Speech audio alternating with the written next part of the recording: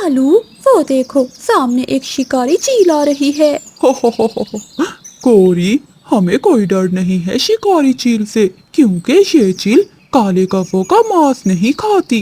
कालू जी, अगर हम इस शिकारी चील को कोई आसान सा शिकार ढूंढ कर दें, तो ये हमें खाने के लिए कुछ न कुछ दे सकती है। आसान शिकार? इसका मतलब मोटी मैना। ये सुनकर गोरिका भी हंसने लग जाती है। फिर कालू कौवा शिकारी चील के पास जाता है। चील दी, क्या हुआ? क्या कोई शिकार नहीं मिला, या फिर कोई मोटी मैना खाने का मन कर रहा है? हाँ कव्वे, मेरा मन पक्षी के मांस खाने का कर रहा है। अगर मुझे कोई मैना मिल जाए तो मेरा दिन ही बन जाएगा। अच्छा चील दी, अगर मैं तुम्हें आसान शिकार दूं तो तुम मुझे क्या दोगी? मैं तुम्हें पक्षी के बदले में दाना दूंगी, वो भी बोरी भरकर। तो ठीक है चील दी, चलो मेरे साथ। कालू कौवा जानता था कि मैना इस समय अपने घोंसले में सोई हुई है। वो चील को मैना के घोंसले के पास ले जाता है। चील दी, वो देखो मैना सोई हुई है। फिर चील जल्दी से जाती है और वो मैना को दबोच लेती है। शिकार, आसान शिकार मिल गया। मुझे छोड़ दो, मुझे छोड़ दो। फिर चील मैना को मारकर खा लेती है। चील दी, अब मेरा दाना कहाँ है? चलो मेरे साथ चलो, मैं तुम्हें देती हूँ ढेर सारा दाना। फिर कालू कौवा चील के साथ उसके घर जाता है। चील कालू कौवे को एक बोरी दाना दे देती है। देखा चील दी, मेरी डील कितनी अच्छी है। अगर कल भी मांस खाना हुआ तो मेरे लिए एक और बोरी दाना तैयार रखना। हाँ हाँ, मैं कल जरूर आऊंगी। फिर कालू कौवा वो बोरी लेकर अपने घर आता है। अरे वाह कालू, चील ने तो बहुत सारा दाना दिया है। कालू जी, अगर ऐसे ही चील हमें दाना देती रही तो हमें भोजन की खोज में नहीं जाना पड़ेगा। हाँ गौरी, हम चील से ऐसे ही भोजन लेते रहेंगे। कालू जी, कल चील को कौन सा पक्षी पकड़ कर देना है? कबूतर, मैंने सोचा है कि कल हम शिकारी चील को कबूतर ही देंगे। ऐसा कहते हुए कालू कौवा कबूतर के पास जाता है। कालू कौवा कबूतर से कहता है, यार कबूतर, तुम्हारी भाभी ने गाजर का हलवा बनाया है, अगर खाना है तो चलो। क्या? गाजर का हलवा? हाँ मैं खाऊंगा, मैं जरूर खाऊंगा। कालू, तुम बहुत अच्छे हो जो मुझे बचाने चले आए। फिर कबूतर कालू कौवे के साथ उसके घर चला जाता है। कबूतर भैया, तुम घोंसले में ही बैठो, मैं तुम्हारे लिए गाजर का हलवा लेकर आती हूँ। ऐसा कहते हुए गोरी कौवी और कालू कौवा घर से बाहर निकल जाते हैं और बाहर से घर का दरवाजा बंद कर देते हैं। कब्बो, दरवाजा खोलो, मुझे तुमने अपने घर में क्यों बंद कर दिया है? गंदी आंखों वाले, थोड़ा इंतजार करो, सब मालूम हो जाएगा। थोड़ी देर बाद चील वहाँ आ जाती है। कब्बो, ये लो तुम्हारे दाने की बोरी, बताओ मेरा आसान शिकार कहाँ है? शिकारी चील जी, हमने भी अपना वादा पूरा किया, हमारे घर में आसान शिकार कैद है। फिर चील दरवाजा खोलती है और जाकर कबूतर को दबोच लेती है। दुष्ट कफो, तुमने मुझे धोखा दिया है, तुम भी ऐसे ही मरोगे। तुम्हें भी तुम्हारे कर्मों की सजा जरूर मिलेगी। हो। कबूतर, तेरा बनेगा आज शोरबा। चील दी, इस कबूतर को जरा तेज आंच पर पकाना, ये बड़ी बातें कर रहा है। कल की तैयारी रखना कब्बो, मैं तुम्हारा काम आसान करूंगी और तुम मेरा काम आसान करना। चील दी, कल हमारे लिए गुलाब जामुन लाना और हम तुम्हें देंगे चिड़िया और उसके छोटे छोटे 3 बच्चे। ठीक है काफी, मैं समय पर पहुंच जाऊंगी। फिर शिकारी चील कबूतर को ले जाती है। अगले दिन चील के पास उसकी पुरानी सहेली चील आती है। चील सहेली, अगर तुम मुझे कोई काला कौवा ला दो तो मैं तुम्हें पूरे 5,000 दूंगी। अरे सहेली, तुम काले कौवों का भला क्या करोगी? मैंने कौवों को मारकर अपनी मकई के खेत में लटकाना है, ताकि दूसरे कौवे देखकर वहाँ से दूर भाग जाएं। कौवों ने मेरे मकई के खेत को पूरा खराब कर दिया है। ये सुनकर शिकारी चील बहुत खुश हो जाती है। चील गुलाब जामुन लेकर कपों के पास जाती है। चील दी जल्दी करें, आज मैं आपको चिड़िया के घर में लेकर जाऊंगी। चिड़िया के नन्हे नन्हे 3 बच्चे घर में अकेले हैं। हाँ हाँ कभी मैं चाहती हूँ, पहले तुम ये गुलाब जामुन तो खा लो। फिर वो दोनों कौवे जल्दी से गुलाब जामुन खा लेते हैं। शिकारी चील ने गुलाब जामुन में बेहोश होने की दवा मिलाई हुई थी। वो कौवे मिठाई खाते ही गिर जाते हैं। एक कपे का मिलेगा मुझे 5,000 और 2 कपों के मिलेंगे 10,000। फिर चील उन कौवों को बांधकर अपनी सहेली चील के पास ले जाती है। जब कौवों को होश आता है तो वो शोर मचाते हैं। कालू जी, ये हम कहाँ आ गए हैं? गौरी, लगता है चील हमें ही आज अपना शिकार बनाने वाली है और वो हमारा ही शोरबा बनाकर पीने वाली है।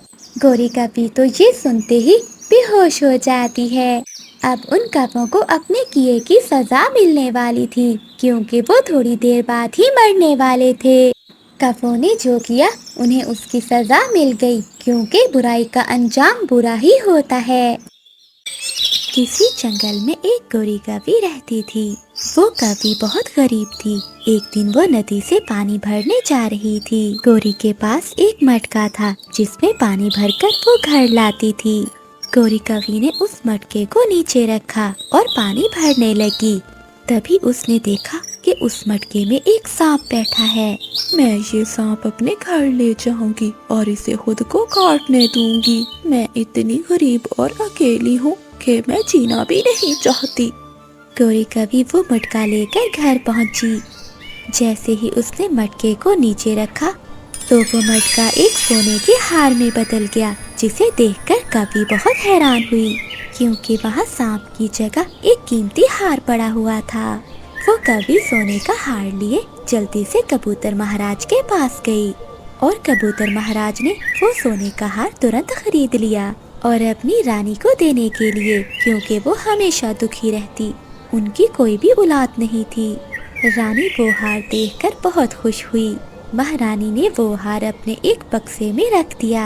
थोड़ी देर बाद रानी ने दोबारा वो हार देखना चाहा, मगर जब उसने बक्सा खोला तो वो देखकर हैरान होगी, क्योंकि वहाँ सोने का हार नहीं बल्कि चिड़िया का एक छोटा सा बच्चा था जो खेल रहा था, और वो रानी को देखते ही खुश हो गया।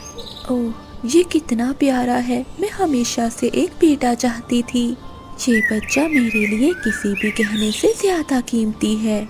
बहुत साल बीत गए। अब वो बच्चा एक बहुत खूबसूरत राजकुमार बन गया था, जिसकी अक्लमंदी की तारीफ जंगल के सभी पक्षी करते थे। फिर राजा और रानी ने शहजादे की शादी के लिए एक चिड़िया को ढूंढना शुरू कर दिया। पास के राजा की बेटी रानो चिड़िया से शहजादे की शादी हो गई। गोरी कौवी को राजकुमार की हिफाजत करने के लिए रखा गया था। फिर एक दिन गोरी कौवी ने जंगल के सभी पक्षियों को बताया कि कैसे राजकुमार का जन्म हुआ था।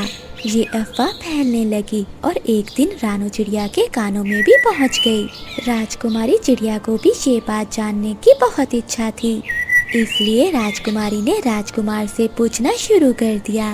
राजकुमार बहुत प्यार से बात करता, मगर राजकुमारी उससे बात नहीं करती। राजकुमार, मुझे अपने जन्म का राज बताइए। मगर ये सुनकर राजकुमार उदास हो जाता है। देखो राजकुमारी, अगर मैंने तुम्हें ये राज बता दिया तो तुम्हें अच्छा नहीं लगेगा। बहुत दिनों तक ऐसा ही चलता रहा। आखिरकार राजकुमार अपनी राजकुमारी से ये बात छुपा न सका। राजकुमारी चिड़िया, आज रात मैं आपको एक राज बताऊंगा, मगर वो सच्चाई जानकर आपको हमेशा पछतावा होगा। जिसे सुनकर चिड़िया बहुत खुश थी। रात को वो दोनों नदी पर गए। वो दोनों नदी पर रुके। क्या तुम अब भी चाहती हो कि मैं तुम्हें वो राज की बात बताऊं?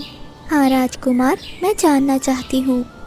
क्योंकि अब मैं एक राजा का बेटा हूँ, लेकिन मुझे एक सांप से शहजादा बनाया गया था। जैसे ही राजकुमार ने चिड़िया को ये बात बताई तो वो एक सांप में बदल गया और वो राजकुमार सीधा नदी के अंदर चला गया। राजकुमारी चिड़िया ने अपने पति को आवाज लगाई, मगर वो राजकुमार वापस नहीं लौटा। अगली सुबह जब कबूतर राजा और रानी वहाँ पहुँचे तो उन्होंने देखा कि चिड़िया रो रही है। राजकुमारी चिड़िया ने सारी बात बताई, जिसके बाद रानो चिड़िया ने वहीं नदी के किनारे अपना एक घर बनवा लिया। इस तरह वो रोज अपने राजकुमार को देखती रहती और रोती रहती। ऐसे ही काफी समय गुजर गया, मगर वो चिड़िया अपने राजकुमार के इंतजार में रही। आधी रात को चिड़िया ने देखा कि वो सांप उसके पास आ रहा है। कौन हो तुम और तुम क्या चाहते हो? मैं राजकुमार हूँ, तुम्हारा पति। मुझे तुम्हारी याद आई और मैं तुमसे मिलने आ गया। चिड़िया रोने लगी। मैंने तुमसे कहा था ना कि अगर मैंने तुम्हें जवाब दिया तो तुम जिंदगी भर पछताती रहोगी। हाँ राजकुमार जी, मैं इस बात के लिए जिंदगी भर पछताई और जिंदगी भर ये गम सहा है। क्या कोई ऐसा उपाय है जिससे आप वापस आ जाएं? हाँ, एक उपाय है। अगर तुम में हिम्मत है तो तुम्हें दूसरे जंगल में पहाड़ों के पास एक पेड़ मिलेगा जिस पर जादुई फल है। अगर तुम वो जादुई फल ले आओ तो मैं फिर से ठीक हो सकता हूँ। मगर हाँ, उस जादुई फल की रक्षा वो जादुई चीलें करती हैं। जो भी वहाँ जाता है कभी जिंदा लौटकर नहीं आता। राजकुमार जी, मैं आपको ठीक कर दूंगी। मैंने पहले ही बहुत बड़ी गलती की है, अब मैं ऐसा नहीं करूंगी। फिर रानो चिड़िया रात को ही दूसरे जंगल की ओर जाती है। वो सारी रात में उड़ती रहती है और दूसरे जंगल पहुंच जाती है, जहां रात के अंधेरे में चिड़िया को एक आवाज़ सुनाई देती है। कोई मेरी मदद करे, ये पेड़ मुझ पर गिर गया है, कोई मेरी मदद करे। चिड़िया जल्दी से वहां जाती है। वहां एक बुलबुल पेड़ की डाल के नीचे दबी हुई थी। रानो चिड़िया बुलबुल को देखते ही उसकी मदद करती है और वो बहुत मुश्किल से उस पेड़ की डाल को हटा देती है। शुक्र है आपका, आप बहुत अच्छी हो जो इस रात के समय आपने मेरी मदद की। देखिए बुलबुल बहन, आपकी मदद करना मेरी जिम्मेदारी थी।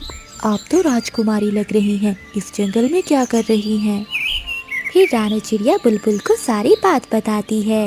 राजकुमारी, उस ओर बहुत खतरा है, वो जादुई चीलें हैं। हाँ बहन, मुझे पता है, मगर मैं अपने पति को बचाने के लिए अपनी जान तक दे सकती हूँ। राजकुमारी, आप वहाँ तक नहीं पहुँच सकती, बस एक ही उपाय है वहाँ तक जाने का। बुलबुल, मुझे बताओ, मैं अपने पति को पाने के लिए कुछ भी कर सकती हूँ। उस अंधेरी गुफा में आगे बढ़ते ही आपको एक ना बुझने वाली मशाल दिखाई देगी। अगर आप उस जादुई आग को अपने साथ लेकर जाएं, तो वो जादुई चीलें आग को देखकर जल जाएंगी। मगर उस गुफा की रक्षा एक तोता करता है। मगर बुलबुल, क्या वो तोता मुझे गुफा में जाने देगा? चिड़िया, वो नहीं जाने देगा। राजकुमारी, नदी के उस पार आपको एक पेड़ मिलेगा जिस पर जादुई अमरूद लगते हैं। अगर आप वो अमरूद लेकर जाएं और वो तोते को खिला दें तो वो रात के लिए सो जाएगा। तोते के सोते ही आप उस गुफा के अंदर चले जाना। शुक्रिया बुलबुल, आपने मेरी मदद की। अब मैं चलती हूँ। फिर रानो चिड़िया वहाँ से जाती है। सामने एक पेड़ था जहाँ अमरूद लगे हुए थे। ठहरो चिड़िया, तुम मेरे अमरूद नहीं तोड़ सकती। अगर तुम्हें मेरे पेड़ से फल चाहिए तो मुझे नदी से लाकर पानी देना होगा। रानो चिड़िया वहाँ से नदी की ओर जाती है और पानी भरकर लाती है। वो पेड़ के जड़ों में पानी देती है, तभी ऊपर से अमरूद गिरता है, जिसे उठाकर रानो चिड़िया गुफा के पास जाती है। तुम कौन हो चिड़िया, और यहाँ क्या कर रही हो? चली जाओ यहाँ से। मिठू भाई, मैं तो यहाँ से गुजर रही थी, मेरे पास कुछ फल थे, सोचा आपको भी दे दूं। क्या कोई मीठा फल है आपके पास? हाँ, ये मीठा फल है अमरूद। अमरूद तो मुझे बहुत पसंद है। फिर मिठू तोता वो अमरूद खा लेता है। अमरूद खाते ही वो सो जाता है। रानो चिड़िया मिठू तोते के सोते उस गुफा के अंदर चली जाती है। गुफा में बहुत अंधेरा था। वो आगे बढ़ती रहती है। तभी वहाँ उसे एक मशाल नजर आती है जो जल रही थी। राजकुमारी वो मशाल उठाती है और पहाड़ों की ओर बढ़ जाती है। पहाड़ों पर उन्हें वो चीलें दिखाई देती हैं जो एक पेड़ की रक्षा कर रही थीं। जैसे ही रानो चिड़िया उस मशाल को आगे करती है तो वो जादुई चीलें जल जाती हैं। रानो चिड़िया पेड़ से एक फल तोड़ती है और वापस अपने जंगल की ओर बढ़ती है। वो वापस नदी के किनारे आती है। उस जादुई फल को वो नदी के पास रख देती है। तभी वो सांप नदी से बाहर आता है और वो फल खा लेता है। फल खाते ही सांप फिर से राजकुमार बन जाता है, जिसे देखकर रानू चिड़िया बहुत खुश होती। सासू माँ जी, अब हम चलते हैं, गौरी को विदा करें। कालू दामाद जी, थोड़ा दिन और रुक जाते। नहीं सासू माँ जी, मेरे बगैर काम कौन करेगा? क्या आपको गौरी ने नहीं बताया कि मेरा एक आमों का बाग है और एक चावल का खेत है? मैं यहाँ 2 दिन रुक गया, यही बहुत है। मेरी गोरी के तो भाग जाग गए, जो इतने अमीर कपे से शादी हुई है। मैं बहुत खुश हूँ। गोरी बेटी, कालू दामाद का अच्छे से ध्यान रखना। फिर गौरी की माँ गौरी कवि और कालू कवि को खुशी खुशी विदा करती है। गौरी कवि कालू के घर ऐश की जिंदगी गुजार रही थी। कालू कवि ने घर के कामों के लिए चिड़िया को काम पर रखा हुआ था। चिड़िया, जल्दी से मेरी पत्नी के लिए स्वादिष्ट खाना बना दो। जी मालिक कवि, मैंने आपके आने से पहले ही भोजन बना कर रख दिया है। फिर रानू चिड़िया उन्हें खाना देती है। खाना बहुत स्वादिष्ट था। गौरी कवि रानू चिड़िया की तारीफ करती है। सच में चिड़िया, तू बहुत अच्छा खाना बनाती है। तेरे पंखों में जादू है, जादू। आपका बहुत बहुत धन्यवाद गौरी मालकिन जी। ऐसे ही दिन अच्छे से गुजर रहे थे। एक दिन गौरी कवि की बहन उसके घर आती है, जो देखने में बहुत सुंदर थी। अरे स्वीटी, तुम यहाँ कैसे आई और आने से पहले मुझे खबर भी नहीं थी? अरे गौरी बहन, मैं तुम्हें सरप्राइज देना चाहती थी, इसलिए माँ को भी बताने से मना कर दिया। मुझे आपका घर ढूंढने में बहुत मुश्किल हुई। दीदी, आपको मेरा यहाँ आना अच्छा तो लगा ना? हाँ स्वीटी, मुझे बहुत अच्छा लगा। ये तुम्हारे कालू जीजा जी हैं और ये है मेरी नौकरानी चिड़िया। अरे वाह वाह दीदी, आपका घर तो बहुत बड़ा है और नौकर भी है। मेरी दीदी के तो भाग जाग गए। स्वीटी, तू चिंता ना कर, तेरे लिए भी ऐसा बड़ा घर ढूंढेंगे तेरे जीजा जी। मैं माँ से बोलूँगी कि तेरा रिश्ता हम दोनों देखेंगे। क्यों कालू जी? हाँ हाँ हाँ, क्यों नहीं, मैं साली जी के लिए बहुत बड़ा घर देखूंगा। तुम चिंता नहीं करो। ऐसे वो तीनों बातें कर रहे थे। अब तो स्वीटी कवि भी उनके साथ ही रहती थी। एक दिन गौरी और कालू स्वीटी को अपने बाग में घुमाने ले जाते हैं। दीदी और जीजा जी, आपका बाग तो बहुत बड़ा है। अब मैं कहीं नहीं जाऊंगी, मैं तो यही मीठे मीठे फल खाऊंगी। ऐसा कहते हुए स्वीटी आम के पेड़ पर बैठ जाती है और मजे मजे से आम खाने लगती है। कालू जी, आपसे स्वीटी के बारे में एक बात करनी थी। क्या क्या बात है गौरी, जल्दी बताओ। कालू, ये स्वीटी मेरी सगी बहन नहीं है, मगर मेरी माँ ने कभी हम दोनों में भेदभाव नहीं किया। मुझसे भी ज्यादा ख्याल स्वीटी का रखा है। मेरे बिना इसका कहीं भी मन नहीं लगता, इसलिए ये यहाँ रुकना चाहती होगी। आपको कोई एतराज तो नहीं है ना? नहीं नहीं गौरी, मुझे इस बात से कोई भी परेशानी नहीं है। तुम्हारी बहन जब तक चाहे यहाँ रह सकती है। कालू जी, तुम सच में बहुत अच्छे हो। मैं कितनी नसीब वाली हूँ जो मेरी शादी तुमसे हुई। अब ऐसे ही दिन गुजरते गए। गौरी को तो कुछ भी पता नहीं था कि उसका पति कालू अब स्वीटी को पसंद करने लगा था।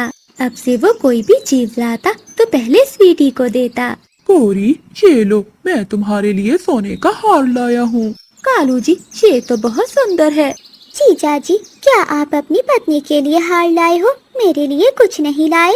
अरे स्वीटी, मैं तुम्हें कैसे भूल जाता, मैं तुम्हारे लिए भी सोने का हार लाया हूँ। स्वीटी वो हार देखकर बहुत खुश होती है। रानू चिड़िया रसोई में बैठी उन तीनों को देख रही थी। ये गौरी मालकिन बहुत भोली है, इन्हें तो कुछ भी पता नहीं चलता, मगर मुझे कुछ भी ठीक नहीं लग रहा। अब से मैं इन दोनों पर नजर रखूंगी। रानू चिड़िया बैठी ऐसा बोल ही रही थी कि तभी गौरी कवि रानू चिड़िया के पास आती है। चिड़िया, पास वाले जंगल में मेला लगा हुआ है, हम सब मेला देखने जा रहे हैं, तुम भी हमारे साथ चलो। नहीं गौरी मालकिन जी, आप ही जाइए, मुझे घर पर बहुत काम है, मुझे कपड़े भी धोने हैं। देखो चिड़िया, काम का क्या है, आकर भी कर लेना। अब चुपचाप मेरे साथ चलो, वरना मैं भी नहीं जाऊंगी। अब रानू चिड़िया उन्हें मना नहीं कर पाती, वो भी उनके साथ मेला देखने चली जाती है। चलो हम सब झूला झूलते हैं। मिठू भाई, हमें 4 टिकटें दे दो। नहीं गौरी, मैं नहीं झूलूंगा, मुझे चक्कर आते हैं। और ना दीदी, मैं भी नहीं झूलूंगी, मुझे भी चक्कर आते हैं। कोई बात नहीं, मैं और चिड़िया ही झूल लेते हैं। चलो चिड़िया। फिर गोरी कवि और रानू चिड़िया झूले झूलने चली जाती हैं। स्वीटी जी चलो, जब तक ये झूला झूलती हैं हम कुछ खा लेते हैं। तुम्हें भूख लगी होगी। हाँ जीजा जी, भूख तो बहुत जोरों की लगी हुई है। फिर वो दोनों वहाँ से जाने लगते हैं। चिड़िया की नजर उन दोनों पर पड़ जाती है, वो भी उन दोनों का पीछा करने लगती है। कालू कौवा तो अपने पंखों से स्वीटी को मिठाई खिला रहा था। कालू जीजा जी, कब तक मैं ऐसे आपके घर में रहूंगी? एक ना एक दिन तो मुझे जाना ही होगा। नहीं नहीं, मैं तुम्हें कहीं नहीं जाने दूंगा। बहुत प्यार करता हूँ मैं तुमसे। तो फिर आप मुझसे शादी कर लो और गोरी दीदी को छोड़ दो। छोड़ दूंगा? गोरी को क्या, तुम्हारे लिए मैं सबको छोड़ दूंगा। हाय मैं मर गई, ये दोनों तो बहुत बुरे निकले। अगर मैंने अभी भी मालकिन को ना बताया तो उनकी जिंदगी खराब हो जाएगी। अब मुझे ही कुछ करना होगा। फिर अगले दिन रसोई में बैठी चिड़िया गोरी कवि से कहती है, गोरी मालकिन, क्या आपको ये नहीं लगता कि स्वीटी को आए यहाँ काफी दिन हो गए हैं? अब स्वीटी को आपकी माँ के पास जाना चाहिए, वो घर में अकेली होंगी। हाँ चिड़िया, मेरी माँ तो घर में अकेली होगी, मगर तुम आज ये सब क्यों बोल रही हो? नहीं मालकिन जी, बस ऐसे ही आपकी माँ का ख्याल आ गया था तो आपसे कह दिया। स्वीटी, अब तुम्हें घर जाना चाहिए, माँ घर पर अकेली होगी। गोरी की बात सुनकर स्वीटी और कालू एक दूसरे की ओर देखते हैं। कालू कौवा झट से गोरी कवि से बोलता है, गौरी, तुम्हें भी तो कई दिन हो गए हैं अपनी माँ से मिले हुए। तुम जाकर अपनी माँ के पास कुछ दिन रह आओ। हाँ कालू जी, ये आपने ठीक कहा, हम सुबह होते ही दोनों यहाँ से चले जाएंगे। ऐसे गोरी कवि रात को अपना और स्वीटी का सामान इकट्ठा करती है। अगली सुबह हो जाती है। स्वीटी, अभी तक तू तैयार नहीं हुई, तुझे पता नहीं है कि आज हमें जाना है। दीदी, मेरे पेट में बहुत दर्द है, मैं उड़ नहीं पाऊंगी। ऐसा करो दीदी, तुम खुद ही चली जाओ, जैसे ही मेरे पेट को आराम आएगा तो मैं आपके पास चली आऊंगी। स्वीटी ऐसे झूठ बोलती है। फिर गोरी कवि सामान उठाकर वहाँ से चली जाती है। कालू जी, अगर जल्दी कुछ ना किया तो मैं अपनी माँ के घर चली जाऊंगी। अरे स्वीटी, तुम चिंता क्यों करती हो? गोरी के आने से पहले हम शादी कर लेंगे। अरे बाप रे, मुझे गोरी मालकिन को जाने से रोकना होगा। फिर रानू चिड़िया तेज उड़ती है, वो रास्ते में ही गोरी कवि को रोक लेती है और वो गोरी कवि को सब बता देती है। गोरी मालकिन जी, आप घर न जाइए, अगर आप घर चली गई तो स्वीटी और कालू शादी कर लेंगे। मैंने ये सब अपने कानों से सुना है। फिर गोरी कवि चिड़िया के साथ रोते रोते घर जाती है। कालू कवि ने तो स्वीटी का पंख अपने पंखों में पकड़ा हुआ था। कालू स्वीटी, मुझे पता चल गया, तुम दोनों मुझे धोखा दे रहे हो। गोरी दीदी, ये धोखा नहीं, प्यार है। हम दोनों एक दूसरे के बिना नहीं रह सकते। मालिक कफे जी, जो बहन पैसों की खातिर अपनी बहन का घर उजाड़ सकती है, वो कभी किसी से सच्चा प्यार नहीं कर सकती। गोरी मालकिन बहुत अच्छी है, जिसने कभी तुम पर शक नहीं किया। कृपया आप ऐसा ना करें, गोरी मालकिन को ना छोड़ें। छोटी चिड़िया, तुम एक नौकरानी हो, मालकिन नहीं। अपनी चोंच बंद रखो। मुझे पता चल गया स्वीटी कि तू मेरी सौतेली बहन है। अगर मेरी सगी बहन होती तो कभी अपनी बहन का घर न उजाड़ती, कुछ तो शर्म करती। कालू जी, हमें इनकी बातों पर ध्यान नहीं देना चाहिए। चलो हम शादी करते हैं। इनका क्या है, ये तो ऐसे बोलती रहेंगी। नहीं नहीं स्वीटी, मैं तुमसे शादी नहीं करूँगा। चिड़िया ठीक कह रही है, तुम अभी के अभी यहाँ से चली जाओ। मेरी गोरी पत्नी बहुत अच्छी है। फिर कालू कौवा खुद स्वीटी को अपने घर से भगा देता है और अपनी पत्नी से माफी मांगता है। गोरी, मैं बहुत शर्मिंदा हूँ, मुझे माफ। मैं और कालू जी कितना संघर्ष कर रहे हैं, मगर अभी तक हमें संतान का सुख नहीं मिला।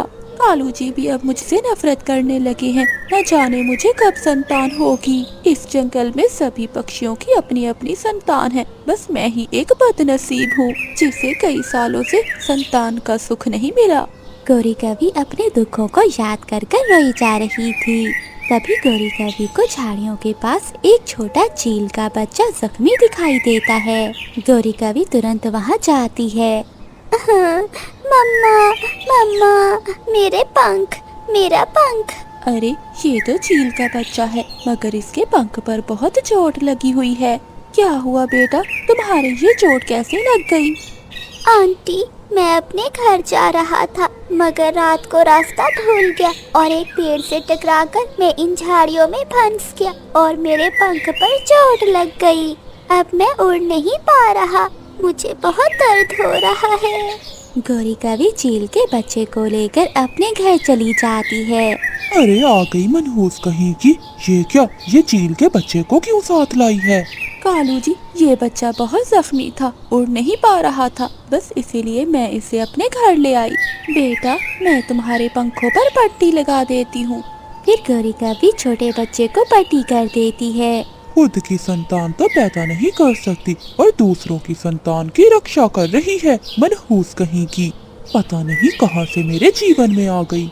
रोज की तरह गौरी कवि को खरी खोटी सुनाकर कालू कौवा वहाँ से चला जाता है। गौरी कवि एक माँ की तरह उस घायल बच्चे की रक्षा करती है और कालू कौवा एक पेड़ के नीचे उदास होकर बैठ जाता है। तभी कालू कवि के पास मिठू तोता आता है। क्या हुआ कालू, बड़े उदास लग रहे हो? क्या गोरी छोड़कर तो नहीं भाग गई? क्या बताऊं मिठू, मेरी और गोरी की शादी को 10 साल हो गए हैं, मगर न जाने कब हमें संतान होगी और कब मैं पिता बनूंगा। कालू कवि, एक काम करो कि तुम गोरी कवि को छोड़ दो और किसी कवि से शादी कर लो। मुझे तो लगता है गोरी कवि बांझ है और वो कभी भी संतान पैदा नहीं कर सकती। फिर मिठू तोता वहाँ से चला जाता है। बात तो ठीक करके गया है मिठू, लगता है गोरी सच में बांझ है। अब तो गोरी कवि को अपने घर और अपनी जिंदगी से निकालकर हमेशा हमेशा के लिए बाहर फेंकना होगा। मैं अपनी माँ के साथ रहता हूँ। मैं उड़ते उड़ते इस जंगल में खो गया था और रात के अंधेरे में मैं बहुत डर गया था, इसलिए न जाने कब मैं उन झाड़ियों में फंस गया। बेटा, तुम्हें ऐसे बाहर नहीं निकलना चाहिए था। अगर तुम्हें कुछ हो जाता तो तुम्हारी माँ पर क्या गुजरती। बेटे, तुम यहीं रहो, जब तुम ठीक हो जाओगे तो मैं तुम्हें तुम्हारी माँ के पास छोड़ आऊंगी। फिर गौरी कवि 3 दिन तक चील के बच्चे की सेवा करती रही। एक दिन गौरी कवि चील के बच्चे को पहाड़ों पर छोड़कर वापस चली आती है। जैसे ही वो अपने घर आती है तो दरवाजे पर कालू कौवा खड़ा था। अरे मनहूस कहीं की, कहाँ चली आ रही है? रुक वहीं पर, अब मैं तुझे अपने घर में नहीं रहने दूंगा, बांझ कहीं की। ना तो मुझे खुशियाँ दे रही है और ना सुकून से जीने दे रही है। चल निकल निकल यहाँ से, और आज के बाद अपनी मनहूस शक्ल लेकर मेरे घर में मत आना। नहीं कालू जी, मुझे अपने जीवन से मत निकालिए, मैं आपके सामने पंख जोड़ती हूँ। गौरी कवि मिन्नतें करती रही मगर कालू कौवे ने गौरी कवि की एक ना सुनी और उसे वहाँ से निकाल दिया। गौरी कवि रोते रोते उस जंगल को छोड़कर वहाँ से चली जाती है। ये क्या हो गया मेरे साथ? मेरे कालू ने मुझे हमेशा हमेशा के लिए निकाल दिया। तभी वहाँ रानू चिड़िया आती है। क्या हुआ कवि बहन, आप ऐसे क्यों रो रही हो? फिर गौरी कवि रानू चिड़िया को सारी बात बताती है। गौरी बहन, आपके साथ तो बहुत बुरा हुआ। मैं आपके लिए प्रार्थना करूंगी कि आपको सारी खुशियाँ मिल जाएं और आपके पति आपके साथ खुशी खुशी जीवन गुजारें। उस जंगल के सभी पक्षी अब गौरी कवि के बहुत अच्छे दोस्त बन गए थे। एक दिन गौरी कवि बैठी हुई थी कि उसके पेट में दर्द होता है। गौरी बहन, क्या हुआ? पता नहीं चिड़िया, मेरे पेट में बहुत दर्द हो रहा है। चिड़िया, लगता है गौरी कवि खुशखबरी देने वाली है। क्या लूसी बहन, गौरी कवि माँ बनने वाली है? हाँ चिड़िया, जब मैं अंडा देने वाली थी तो मेरे पेट में भी ऐसे ही दर्द था। क्या सच में मैं माँ बनने वाली हूँ? हाँ गौरी बहन, आप सच में माँ बनने वाली हैं। आपको बहुत बहुत बधाई हो। मुझे ये खुशखबरी अपने कालू जी को बतानी होगी। ये सुनकर मेरे कालू जी खुशी से झूमने लगेंगे। गौरी कवि खुशी खुशी अपने जंगल की ओर जाने लगती है। वहाँ से जंगल बहुत दूर था। आधा रास्ता तय करने के बाद गौरी कवि थक जाती है और वो एक पेड़ के नीचे बैठ जाती है। बहुत थक गई हूँ, थोड़ी देर आराम कर लेती हूँ। तभी वहाँ एक जालिम चील आ जाती है। अरे वाह, ये काली कवि तो बहुत मोटी है, आज तो इसे खाकर मजा ही आ जाएगा। अरे बाप रे, ये जालिम चील कहाँ से आ गई? अरे कवि, आज तेरा अंतिम समय आ गया है। 4 दिन से मैं भूखी हूँ, कोई शिकार नहीं मिला था, मगर आज मैं तुझे खाकर अपनी भूख मिटाऊंगी। चील जी, मुझे छोड़ दो, मुझे यहाँ से जाने दो। नहीं काफी, मैं तुझे नहीं छोड़ूंगी। चील जी, मैं माँ बनने वाली हूँ और ये माँ बनने का सुख मुझे 10 सालों के बाद मिला है। ये खुशखबरी मैं अपने पति को देने जा रही थी। मैं आपसे विनती करती हूँ कि मुझे यहाँ से जाने दें। नहीं, मैं तुझे नहीं जाने दूंगी। तू मेरा आज शिकार बनेगी। ठीक है चील जी, शायद मेरे भाग्य में आज मरना ही लिखा है, लेकिन मरने से पहले मेरी आखिरी इच्छा पूरी कर दे। बता, क्या इच्छा है तेरी? मुझे बहुत प्यास लगी है, थोड़ा सा पानी पिला दे। यही पास में मेरा घर है, चल मैं तुझे चलकर वहाँ पानी पिलाती हूँ और फिर तुझे खा जाऊंगी। फिर गौरी कवि चील के साथ चली जाती है। उन दोनों को जाता हुआ एक जालिम बाज देख लेता है। अरे वाह, इस बूढ़ी चील के साथ काली काफी, आज तो इसका मैं शिकार बनाऊंगा। वो जालिम बाज उन दोनों के पीछे लग जाता है। चील जल्दी से अपनी गुफा में जाती है और गुफा का मुंह बंद कर देती है। वो जालिम बाज गुफा के आगे आकर खड़ा हो जाता है। तभी चील गुफा में देखती है, वहाँ कोई नहीं था। मेरा बेटा कहाँ है? वो खिड़की में से देखती है तो बाहर उसका बेटा बाज के आगे खड़ा था। तभी गौरी कवि गुफा से बाहर आती है और उस चील के बच्चे के साथ खड़ी हो जाती है। जालिम बाज, तुम चाहो तो मुझे खा सकते हो, मगर इस बच्चे को जाने दो। तभी वो बाज बच्चे को छोड़ देता है। फिर चील का बच्चा गुफा में आता है। मेरा बच्चा। माँ, आप उस कवि को बचा लीजिए, ये वही कवि है जिसने उस दिन मेरी जान बचाई थी। अपने बेटे की बातें सुनकर वो चील पीछे से बाज पर हमला कर देती है। तभी वो बाज डर कर वहाँ से भाग जाता है। कवि, मुझे माफ कर दो, तुमने मेरे बेटे की जान बचाने के लिए अपनी जान दांव पे लगा दी। मेरे बेटे ने मुझे बताया कि तुमने उसकी पहले भी जान बचाई थी। मुझे माफ कर दो, अब मैं खुद तुम्हें तुम्हारे पति के पास छोड़ कर आऊंगी। फिर चील गौरी कवि को उसके पति कालू कवि के पास छोड़ कर आती है। चाचा चील, गौरी, क्या तुम मुझे मारने के लिए चील को अपने साथ लाई हो? नहीं काफी, मैं तुझे मारने नहीं आई, बल्कि तेरी पत्नी को छोड़ने आई हूँ। उस दिन इसने मेरे बच्चे की जान बचाई और आज मैंने इसकी जान बख्श दी। फिर चील वहाँ से चली जाती है। कालू जी, मैं माँ बनने वाली हूँ और आप पिता। ये सुनकर कालू कौवा बहुत खुश होता। गौरी कवि काली ऐनक लगाए नदी के पास बैठी हुई थी। तभी उड़ता हुआ कालू कौवा वहाँ आ जाता है। काफी सुंदर कवि, तुम बहुत सुंदर लग रही हो। क्या मैं सच में बहुत सुंदर हूँ? हाँ, तुम बहुत ही सुंदर हो। काले काले पंख, लंबी लंबी टांगे, तुम ही तो मेरे सपनों की शहजादी हो।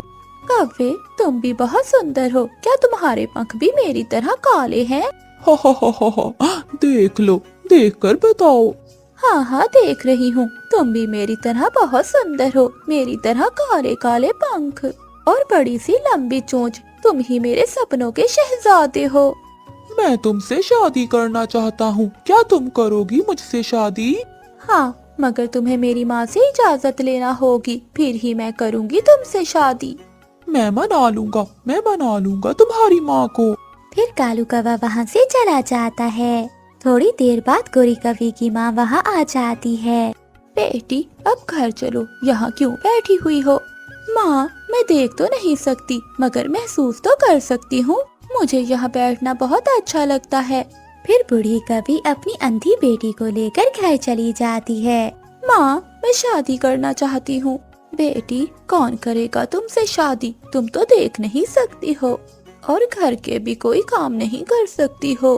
माँ, एक कौवा मिला था मुझे आज, उसने मुझे पसंद कर लिया है, वो शादी करना चाहता है मुझसे। क्या तुमने उसे बताया कि तुम देख नहीं सकती हो? नहीं माँ, इस बार मैं पहले नहीं बताऊंगी, शादी के बाद खुद ही पता चल जाएगा।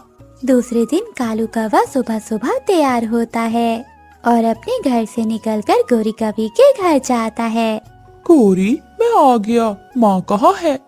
मैं तुम्हारी माँ से शादी की इजाजत लेने आया हूँ।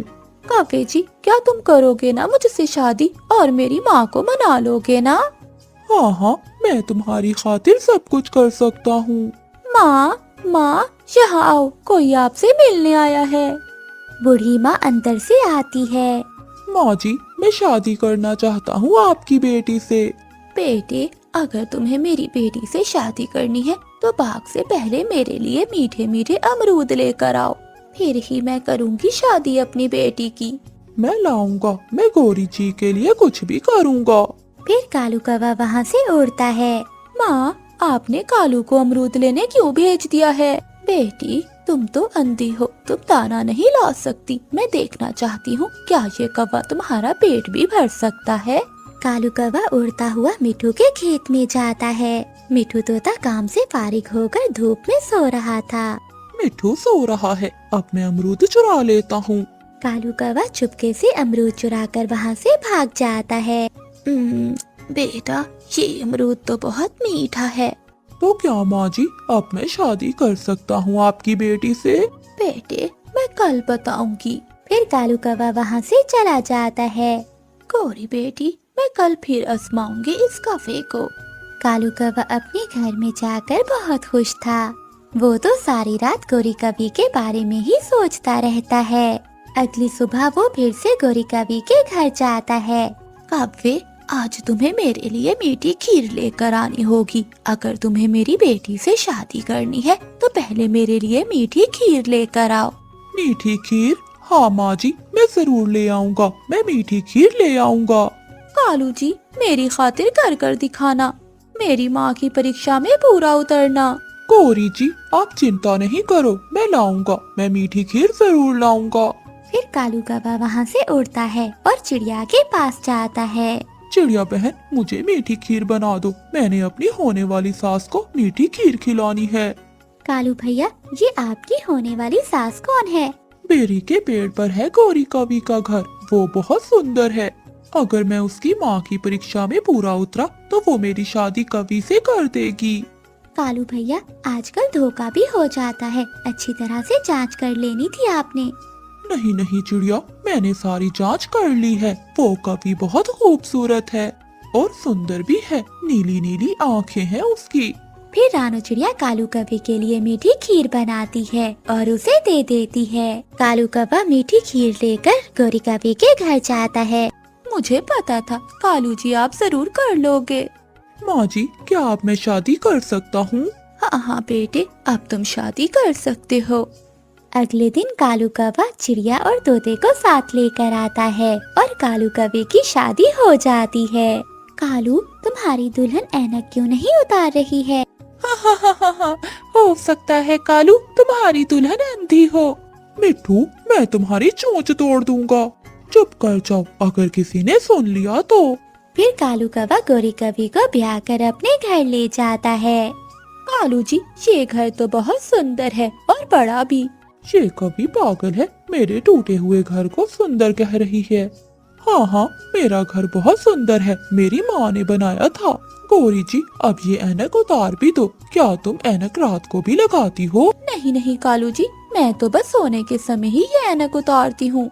गौरी कवि की इस बात से कालू कवि को शक पड़ जाता है और वो उड़कर दूसरी जगह जाकर बैठ जाता है। पति जी, मैं घर का ध्यान रखूंगी और तुम दाना ले आया करना। मैं और कोई काम नहीं कर सकती, माँ ने शुरू से ही मुझे कोई काम नहीं करने दिया। कालू कवि की दुल्हन दूसरी तरफ देखकर बातें किए जा रही थी। इसका मतलब ये कवि अंधी है। मैं यहाँ हूँ, वहाँ नहीं। अपनी ऐनक उतार दो, मुझे सब मालूम हो गया है। आखिर कब तक तुम ये छुपाओगी? पति जी, मुझसे कोई शादी नहीं करता था, इसलिए मैंने इतनी बड़ी बात आपसे छुपाई। हा, गौरी, अब ये ऐनक उतार दो। अब हमारी शादी हो गई है, अब तुम अंधी हो या लंगड़ी, इससे कोई फर्क नहीं पड़ता। अब तुम मेरी पत्नी हो और मैं भी कोई जवान नहीं हूँ। अगर तुम मुझे देख लेती तो मुझसे कभी भी शादी ना करती। ये सुनकर गौरी कवि हंसने लगती है। कालू जी, आप मुझे क्यों छोड़कर चले गए? अब मैं किसके सहारे जीऊंगी? गौरी कवि के आंसू देखकर जंगल के सभी पक्षी उसे नफरत से देखते हैं। मैंने तो पहले ही कहा था कि ये कवि बहुत मनहूस है। जिस भी कवि से शादी करती है वो दूसरे दिन मर जाता है। अब तक इस कवि के 4 पति मर चुके हैं, मनहूस कहीं की। मैं तो कहता हूँ कि कवि को चीलों के हवाले कर देते हैं। नहीं नहीं मिठू जी, ये कवि तो बहुत मनहूस है। अगर चीलों ने इसे खा लिया तो वो भी मर जाएंगी। जंगल के सभी पक्षी गोरी के बारे में तरह तरह की बातें कर रहे थे, मगर गोरी कवि अपने पति की लाश के सामने बैठी रो रही थी। चलो चलो चले यहाँ से। अगर इसकी मनहूसियत हमें लग गई तो कहीं हम भी ना मर जाएं। मनहूस कहेगी मर क्यों नहीं जाती। मैं मनहूस नहीं हूँ। मैं मनहूस नहीं हूँ। अगले दिन गोरी कवि अपने घर के बाहर बैठी सोच रही थी। ऐ ऊपर वाले, मैं जब भी शादी करती हूँ तो मेरा पति न जाने क्यों मर जाता है। क्या मुझे कभी पति का प्यार नहीं मिलेगा? एक दिन गोरी कवि जंगल से जा रही थी तो वो एक बुलबुल के बच्चे को रोता हुआ देखती है। क्या हुआ बेटा, तुम रो क्यों रहे हो? आंटी, मुझे बहुत भूख लगी है। बेटे, तुम्हारी माँ कहाँ है? मेरी माँ कहीं चली गई है। रो नहीं बेटा, मैं तुम्हारे लिए कोई फल लेकर आती हूँ। रोते हुए बच्चे पर तरस खाकर गोरी कवि उसे कुछ फल लाकर देती है, लेकिन वो फल जहरीले थे, जिसे खाने के बाद बुलबुल के बच्चे की मौत हो जाती है। ऐ ऊपर वाले, ये क्या हो गया? ये बच्चा तो मर गया। बेटा उठो, वरना जंगल वाले मुझे फिर से मनहूस कहेंगे। तभी वही बुलबुल आ जाती है। अरे मनहूस कवि, तू यहाँ क्या कर रही है? और ये मेरे बेटे को क्या हो गया है? बुलबुल बहन, तुम्हारा बेटा तो मर गया। क्या कवि, तुमने मेरे बेटे को भी मार दिया? मनहूस कहीं की। बुलबुल बहन, मैंने तुम्हारे बेटे को नहीं मारा, बस उसे कुछ फल ला कर दिए थे। मनहूस कवि, तेरा साया मेरे बेटे पर पड़ते ही तो उसे भी खा गई। मनहूस कहीं की। बुलबुल को रोता सुनकर जंगल के पक्षी भी वहाँ आ जाते हैं। क्या हुआ बुलबुल, तुम ऐसे क्यों रो रही हो? ये काली कवि, ये मनहूस कवि ने मेरे बेटे को मार दिया। मेरा विश्वास कीजिए, मैंने इसे नहीं मारा। हमें इस मनहूस काली कवि को जंगल से निकाल देना चाहिए, वरना एक दिन ये हम सबको भी ऐसे ही खा जाएगी। हाँ मिठू, तुम बिल्कुल ठीक कह रहे हो। इस काली कवि को हमारे जंगल में रहने का कोई अधिकार नहीं है। फिर जंगल के सभी पक्षी गोरी कवि को जंगल से बाहर निकाल देते हैं। जंगल से निकाले जाने पर गोरी कवि नदी के किनारे पर जाती है। लगता है जंगल के पक्षी बिल्कुल ठीक कह रहे हैं, मैं मनहूस हूँ। अगर मैं सच में मनहूस हूँ तो मुझे जीने का कोई अधिकार नहीं है। ऐसे मनहूस बनकर जीने से मेरा मर जाना ही अच्छा है। मेरे मर जाने से मौत का सिलसिला खत्म हो जाएगा और जंगल के सभी पक्षी खुशी खुशी से रहेंगे। मैं पानी में डूबकर अपनी जान दे दूंगी। जैसे ही गोरी कवि छलांग लगाने जाती है तो वहाँ मीनू मौसी आ जाती है। क्या हुआ कवि, भरी जवानी में क्यों डूबने जा रही हो? मौसी, मुझे मरने से मत रोको, मुझे मर जाने दो। कवि, ऐसी क्या बात है जो तुम अपनी जान देने जा रही हो? जंगल के सभी पक्षी मुझे मनहूस समझते हैं, इसलिए मैं जीना नहीं चाहती। कवि, मेरे साथ भी ऐसा ही हुआ था। क्या मौसी, तुम्हें भी सब मनहूस समझते थे? हाँ कवि, मगर मैंने मुसीबत का सामना किया। तुम भी मुसीबत का सामना करना सीखो, फिर देखना एक दिन तुम्हारे जीवन में बहुत सारी खुशियाँ आएंगी। मीनू मौसी की बातें सुनकर गोरी कवि ने मुसीबतों से लड़ने का फैसला कर लिया। तुम्हारी बात ठीक है मौसी, अब मैं मरूंगी नहीं बल्कि लड़ूंगी। ये हुई ना बात, अब हम दोनों दोस्त बनकर रहेंगी। फिर मीनू मौसी और गोरी कवि कुछ दिन साथ रहती हैं। एक दिन एक कौवा मीनू मौसी के पास आता है। मीनू मौसी, ये कौन है? डरो नहीं गोरी, ये भी मेरा दोस्त है। ये भी तुम्हारी तरह बहुत दुखियारा है। मीनू मौसी, ये कवि कौन है? फिर मीनू मौसी गोरी कवि के बारे में सारा बताती है। अच्छा मीनू मौसी, ये भी हमारी तरह मुसीबत की मारी है। एक बात पूछूं कवि जी? हाँ हाँ पूछो। आपके साथ क्या हुआ था? मुझे भी जंगल के वासियों ने मनहूस कहकर निकाल दिया था। मगर आपके साथ ऐसा क्या हुआ था कि जंगल के पक्षियों ने आपको बाहर निकाल दिया? मैं अपनी पत्नी के लिए मीठे फल लाया था, मेरी पत्नी वो फल खाते ही मर गई। क्या इस बात पर जंगल के पक्षियों ने आपको बाहर निकाल दिया?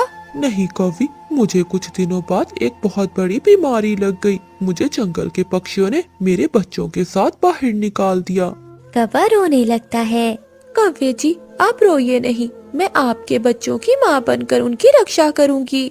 ये सुनकर वो कौवा बहुत खुश हो जाता है। क्या तुम सच कह रही हो? हाँ कौवे जी, हो सकता है आपके बच्चों के लिए ही मुझे नया जीवन मिला हो। फिर कौवा गोरी कवि को साथ लेकर अपने बच्चों के पास आता है। देखो बच्चों, तुमसे मिलने कौन आया है? पापा, ये कौन है? बच्चों, ये आज से तुम्हारी माँ है। बच्चे ये सुनकर बहुत खुश हो जाते हैं। फिर गोरी कवि कौवे के बच्चों की माँ बनकर रक्षा करती है। एक दिन गोरी कवि अपने बच्चों को लेकर नदी पर जाती है। तभी वहाँ एक चील आ जाती है। अरे वाह वाह, आज तो छोटे छोटे बच्चे, इनका मांस बहुत ही नरम होगा। रुक जाओ चील, ये मेरे बच्चे हैं, इन्हें पंख मत लगाना। अरे वाह कौवी, तुझ में इतनी हिम्मत कि तू मेरा मुकाबला कर सके। तभी गोरी का पति भी वहाँ आ जाता है। गोरी, तुम बच्चों को लेकर यहाँ से जाओ, मैं मुकाबला करता हूँ। गोरी कवि अपने बच्चों को लेकर वहाँ से जाती है। तभी चील कौवे पर हमला करती है। कौवा पहले से ही बहुत बीमार था, वो एक बार में ही मर जाता है। कौवे को मारकर चील गोरी कवि के पीछे जाती है और उन्हें रोक लेती है। अरे कौवी, क्या तू मुझे उस कौवे से डराएगी जो मेरे एक वार से ही मर गया है? मैं सच में बहुत मनहूस हूँ। तुम्हारे पापा के जीवन में आते ही मैं उसे खा गई। नहीं मम्मा, पापा को बहुत बड़ी बीमारी थी। आपके कारण तो वो तड़प तड़प कर नहीं मरे।